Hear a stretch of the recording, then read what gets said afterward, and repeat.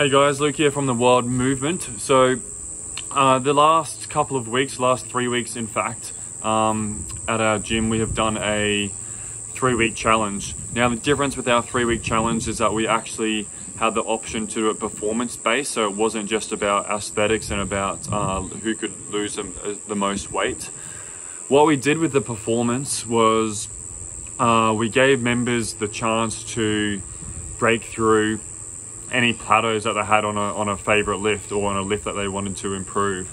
So what we did with this, and I'm telling you this because it might help you break through your own plateau, was we did a 3-day periodization. So basically what this means is that you'll be lifting 3 days per week for that main exercise. Now most of our members had really only experienced sort of 1 to 2 times per week on any one lift. We normally use a fairly low frequency in the gym across the week.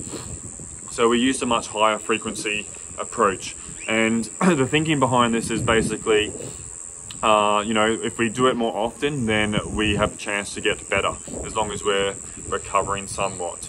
So the periodization that we used, we did a really heavy day on the first day of the week, okay, when our body is most fresh. So we used a 5x2 in week 1 and a 5x2 in week 2, increasing the weight a little bit. We went 85% in week 1, 87.5% in week 2, and then in week 3 we did what's called a wave loading scheme. So the wave loading was a 3-1-3-1-3-1 wave load. So what this means is basically we're using the heavy one to basically wake up the nervous system and make the heavy set of 3 feel better. So you increase the weight with each load, finishing on 95% on the last one and 90% on the last 3.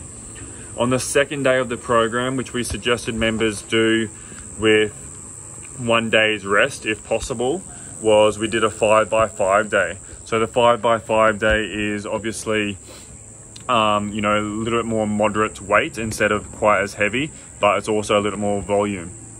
So with that day, we just increased the weight across the 3 weeks.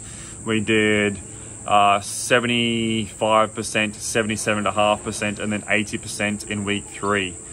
And on the third training day of the week, which we suggested once again have another day rest if possible, was a 5 sets of 8 to 10 day.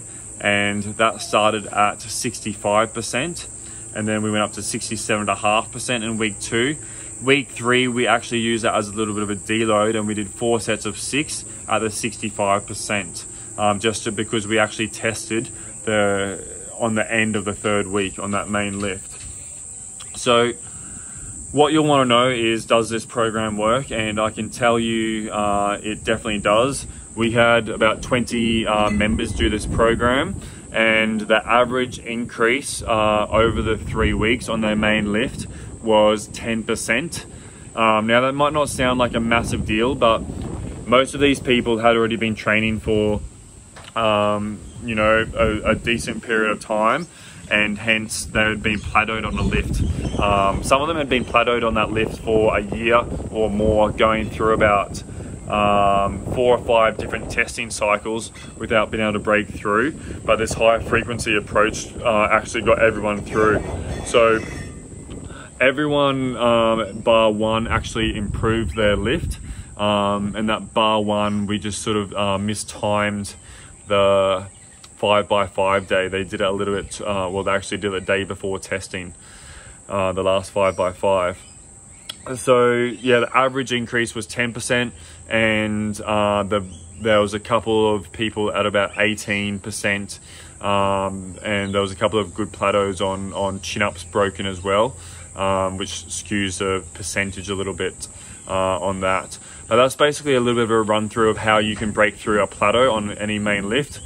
We used the options of shoulder press, bench press, chin-up, deadlift or squat, and we did some supplementary work for each lift on each day, about 2 to 4 sets of 2 exercises on most days. If it was pressing, we did a lot of pulling stuff just to balance that out, and a little supplementary work for that. But that's a little quick rundown, guys, of the periodization. If you really want to bust through and break a plateau, it's a really good plan to follow. Enjoy.